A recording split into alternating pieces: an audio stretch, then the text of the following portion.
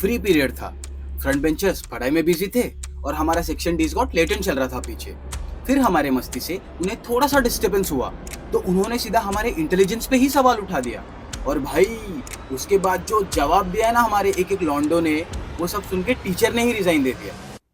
Yo what is up, क्या बोलती public, it's your boy Bunny and welcome back to the channel. So guys, ये उस वक्त की बात है जब मैं स्कूल में था।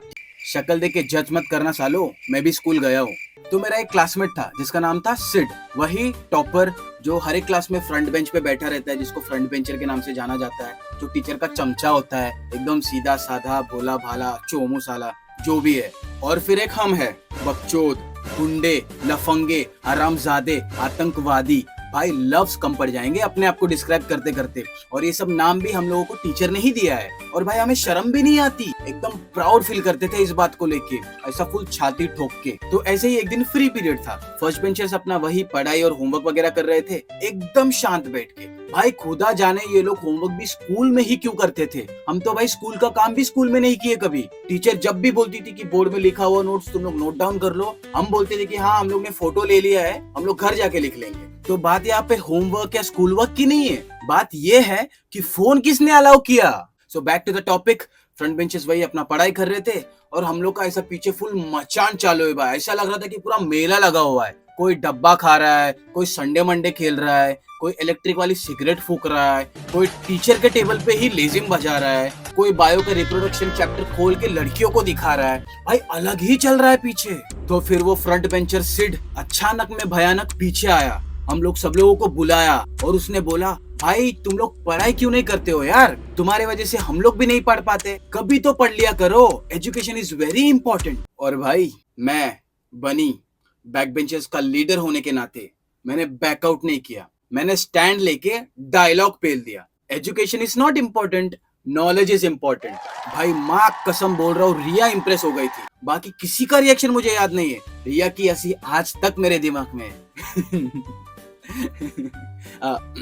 तो उसने बोला, नॉलेज की बात कर रहे हो, तुम लोगों को बेसिक जनरल नॉलेज भी नहीं आती होगी। तो उसने जैसे ही ये चीज बोला, सारे लॉन्डो को बहुत गुस्सा आया। देखो भाई, लॉन्डो में दिमाग है नहीं है ये तो नहीं पता, पर ईगो बहुत है भाई। सारे पीछे के लॉन्डे एकदम एवेंजर्स असेंबल मोड में आ गए।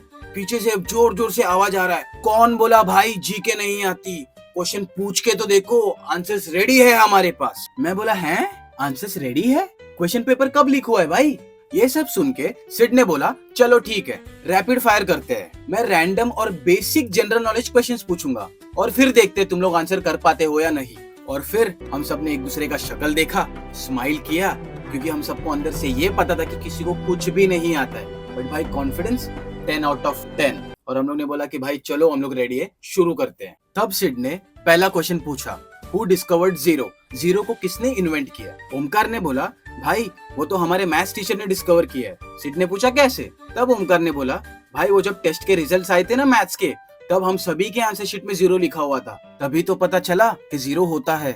सिड एकदम शॉक हो गया, वो ये आंसर को अपने दिमाग में प्रोसेस करने की कोशिश कर रहा था, क्योंकि उसको यकीन नहीं हो रहा था कि उसने क्या सुना है अभी अभी। और ये देख के हम लोगों को लग रहा था कि भाई हम लोग ने तो पहला क्वेश्चन का आंसर दे दिया है, और हम लोग सब सेलिब्रेट करने लग गए, चिल्ला चिल्ला के ताली वाली मारने लग गए। और फिर सिड ने सेकंड क्वेश्चन पूछा कि नेशनल एंथम किसने लिखा है। मैंने एकदम कॉन्फिडेंटली आंसर किया, अरिजीत सिंह। सिड ने बोला, हैं ये तो गलत आंसर है। फिर मैंने बोला, भाई लिखा किसी ने भी हो, पर उस गाने को अरिजीत सिंह ने ही फील दिया है। ये बोल के मैंने जोर से भारत माता की जय करके चिल्लाया। भाई पूरे क्लास में देशभक्ति जग गई, सब खड़े होके जन गण मन गाने लग गए, और इसी से ये प्रूव हो गया कि मेरा आंसर भी राइट था। फिर सिड ने थर्ड क्वेश्चन पूछा, what is the full form of ATM. तब मेरा दोस्त सत्या, जिसका नाम और शक्ल साउथ की मूवी के विलेन जैसा लगता है, उसने बोला, एनी टाइम मर्डर।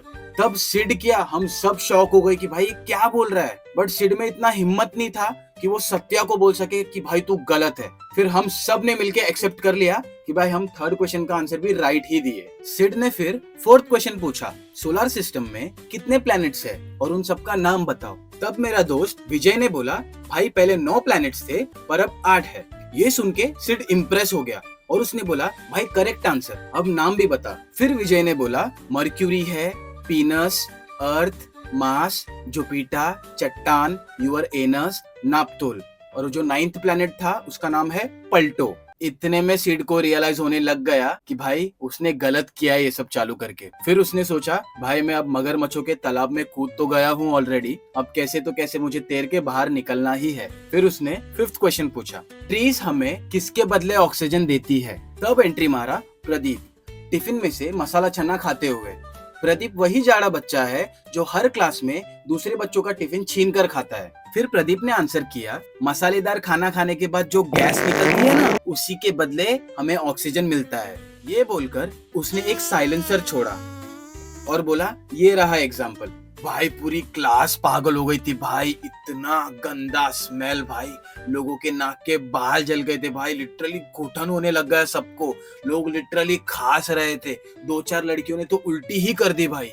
फिर सिड ने सोचा ये बायो वॉर को फटाफट खत्म करना पड़ेगा और उसने 6th क्वेश्चन पूछा कि मून पे पहला कदम किसने रखा? तब मेरा दोस्त मयूर ने बोला, भाई माइकल जैक्सन। सिड ने पूछा कैसे? फिर मयूर ने बोला, भाई उसी ने तो मून वॉक किया था सबसे पहले। भाई पूरी क्लास शॉक हो गई थी और सिड भी बोल रहा था कि भाई आंसर गलत होके भी इतना सही क्यों लग रहा है मुझे। क्योंकि पूरी क्लास इंप्रेस हो गई थी और शॉक हो गई थी, हम लोग ने ये डिसाइड किया कि इस क्वेश्चन का आंसर भी हम लोग ने राइट ही दिया है। फिर सिड ने 7th क्वेश्चन पूछा, हु इज अब्दुल कलाम? फिर मेरा दोस्त राज ने आंसर किया, अब्दुल कलाम वो साइंटिस्ट है जिनके सपने में रॉकेट आया था, और भाई मेरे सपने में तो बस रिया ही आती है। और ये बोल के वो रिया को देख के एकदम क्रीप वाली स्माइल दे रहा था। और भाई हम सब कंफ्यूज हो गए। भाई मेरे दिमाग में तो ये चल रहा था, यार रिया पे तो लाइन मैं मार रहा हूँ, ये कहाँ से बीच में आ रहा है? और सिड के दिमाग में ये चल रहा था, भाई मैं इसको अब्दुल कलाम के बारे में पूछ रहा हूँ, ये मेरे को रिया के बारे में क्यों बता रहा है? सिड पूरा परेशान हो गया था और उसके मन में यही चल रहा था कि मुझे जल्द से जल्द खत्म करना है। और उसने फाइनल क्वेश्चन पूछा कि ताजमहल किसने और किसके लिए बनाया?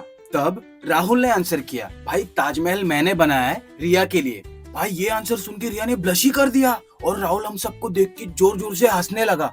ये सब देखकर मुझे इतना गुस्सा आया, पर मैं शॉक भी हुआ कि गुस्सा सिर्फ मुझे नहीं 5 और लोग को आया है और सब आपस में लड़ने लग गए रिया के लिए। अचानक से क्लासरूम एक WWE रिंग बन गया, फुल रॉयल रंबल चालू हो गया, कोई गिर रहा है, कोई उठ रहा है, कोई किसी को उठा के फेंक रहा है।